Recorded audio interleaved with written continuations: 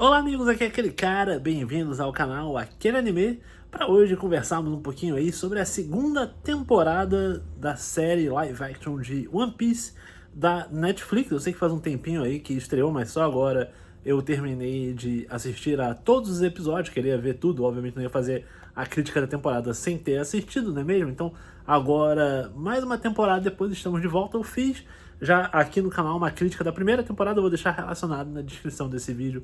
Se você quiser ver como é que foi lá antes de assistir aqui a segunda, não acho que necessariamente você precisa, mas é bom ter tudo arrumadinho aqui, afinal de contas o toque agradece, né? Montar a playlist bonitinha, tá tudo em ordem, tudo bem esquematizado. Mas fato é, falando já da primeira temporada, eu achei muito curioso como o primeiro episódio, e ele parte aí do arco de Logtown, ele é todo o arco num episódio só, e ele parece, em alguma medida, um remendo do que ficou faltando fazer no que deveria ser a primeira temporada, que pelo menos teria amarrado toda a saga do East Blue, né, o primeiro arco de histórias aí do One Piece, meio que ficou faltando ali, parece muito...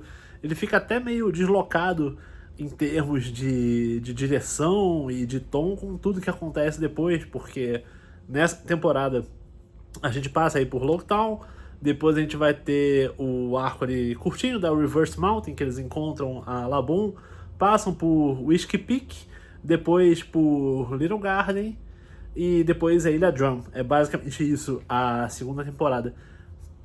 E esse episódio de Logtown em especial, eu diria que é facilmente um ponto mais baixo da temporada, ainda que eu goste bastante do ator que faz o Bug. Eu acho que ele tava bem na primeira temporada, volta aqui bem de novo. É muito estranho você ir pra Logtown em termos primeiro narrativo.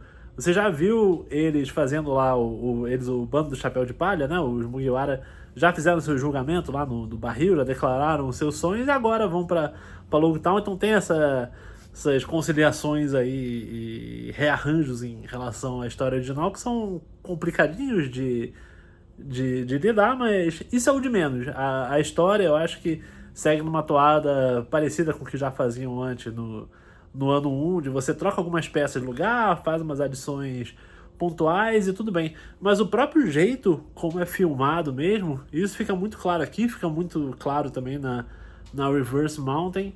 É estranho como esse live action, ocasionalmente, ele faz uma fotografia mesmo, as cores, as lentes, o jeito como é filmado o mundo ali de One Piece, ele se assemelha muito com outras séries da Netflix, outras produções modernas, e ele tenta misturar isso com alguns efeitos especiais que seriam mais cartunescos, mais baratos, mas até meio trashzão. Eu posso até saltar mais pra frente um pouco no tempo, só ir rapidinho ali em Little Garden, que você tem os gigantes lá pela primeira vez aparecendo em One Piece, e você tem os atores de live action convivendo ali com...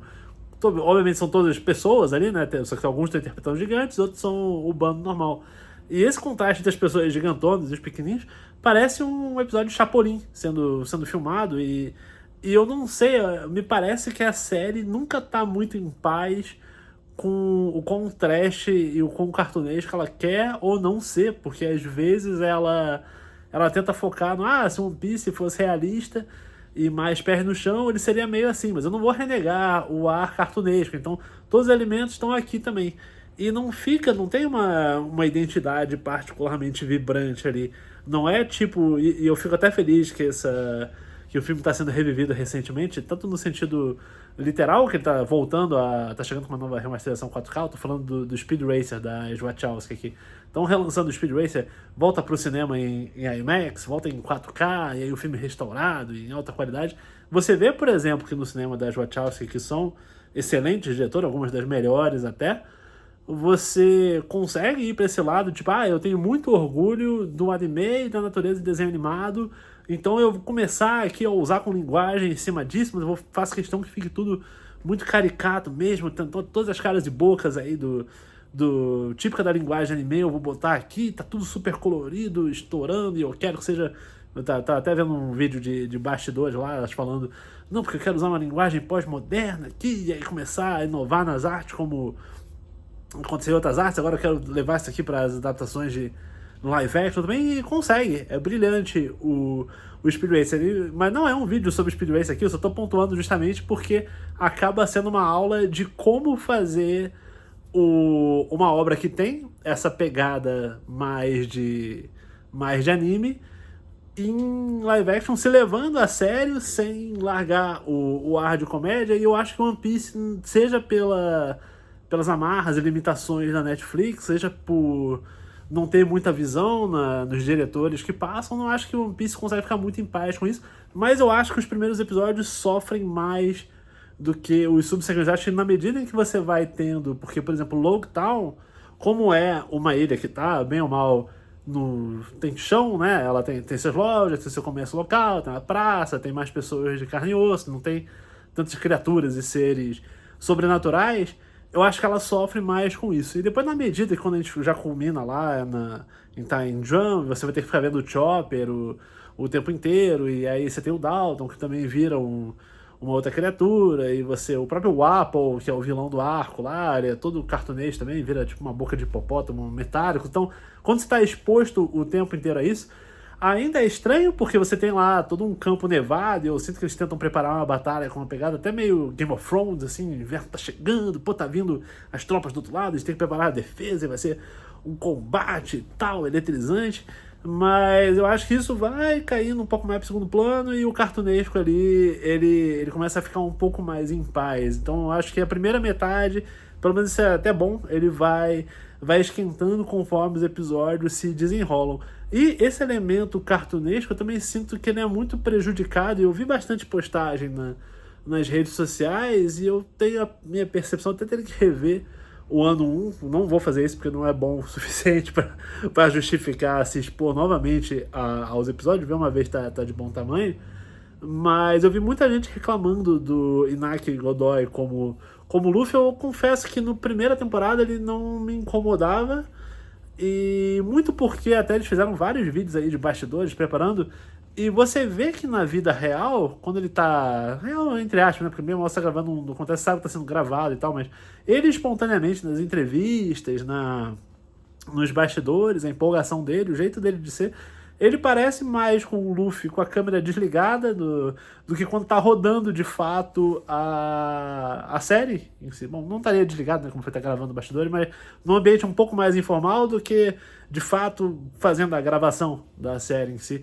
Ele é um rosto pouco expressivo, e às vezes ele tenta copiar as carinhas do desenho, mas não sabe levar muito além. E começa a ficar mais claro que isso é um problema quando você vê, por exemplo, o Zop, que também é um personagem profundamente cartunesco, até nessa altura da história, pô, provavelmente tanto quanto, se bobear, às vezes um pouco mais, porque tem que ser o covarde, tem que ficar assustado, tem que ficar fugindo, arranjando desculpas e contando histórias, e constantemente o ator, acho até que ele é o melhor. Se eu fosse botar os dois destaques aí de atuação, eu acho que em primeiro o Zop tá muito bem, eu acho que a Nami tá bem também. E aí o resto vai ter seus altos e baixos aqui e ali. Aliás, altos e baixos é meio que o que norteia essa produção inteira, né? Como eu falei, tem os baixos ali em Logtown, e aí já na Ilha Drum é um alto. Acho que é até bem executado na medida do que dava pra ser mesmo. Acho que o Whiskey Peak ficou legal, mas aí em compensação, porque tá até uma boa luta do Zoro, achei que ficou um ambiente legal que montaram ali para enfrentar a Baroque Works, mas em contrapartida, depois de Whiskey Peak, quando eles vão para Little Garden, tem umas lutas contra a Baroque Works que, nossa, figura, acho que facilmente ficaria nos piores episódios aí da série até agora também, assim como o Logtown é fraco, mas a luta contra o Mr. Free, os poderes de cera dele, nossa, ficou muito pobre a realização de tudo ali, e confuso tonalmente também. Então você vê o Luffy lá dando os golpes pra se esticar, e o outro de cera, e tudo estranho. Aí às vezes você acerta, tem as caracterizações boas, por exemplo, aquela menina de tinta, qual é o nome dela? A Golden Week, ela, não é, se não me engano? A Miss Golden Week, que tem o poder de pintar, e tipo, ela ficou muito legal, ficou bem interpretada. Mas aí o Mr. Free tá horrível, e a cera tá toda estranha e tosca, e sei lá, não funcionou não. Simplesmente você vê ali e fica meio... ah, vamos fazer isso aí mesmo? E vão, né? E foram lá e fizeram mesmo.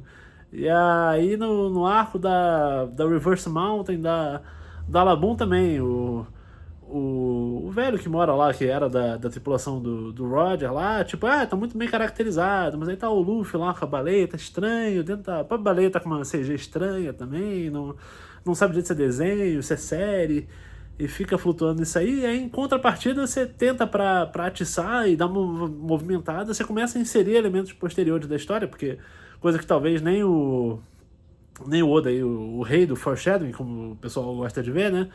Mas coisas que ele acabou elaborando depois na história já tem um espaço ali, agora que você já sabe o que vai de fato acontecer, diferente de quando estavam animando o anime da Toei. Você já sabe, por exemplo, ah, pô, passou o bando do Brook ali. Então já teve uma oportunidade de colocar o Brook em tela muito antes do que ele apareceria originalmente. Quando eles estão lá em Logtown, eles resolvem pegar o Bartolomeu também e colocam uma participação grande dele. Então, você tem essas coisas que, se você tá. Não precisa entender, mas se tá bem adiantado no One Piece, você vai reconhecer bastante gente, bastante elementos. Eles começaram a mudar umas peças de lugar. Acho até que eles foram, no geral, mais felizes nisso nessa segunda temporada do que na primeira. Eu acho que já começa, imagino, planos até de fazer a terceira, quarta temporada, você já começa a movimentar peças e saber mais ou menos onde você quer. Porque obviamente não vai dar para levar esses atores para interpretarem a série inteira de One Piece, porque nem o mangá acabou até agora, vai terminar de gravar quando eles tiverem 70 anos, coitado. Não daria muito certo, né? Se todo mundo sobreviver até lá, não quero ser muito mórbido, mas as chances não são exatamente boas a cada ano que passa.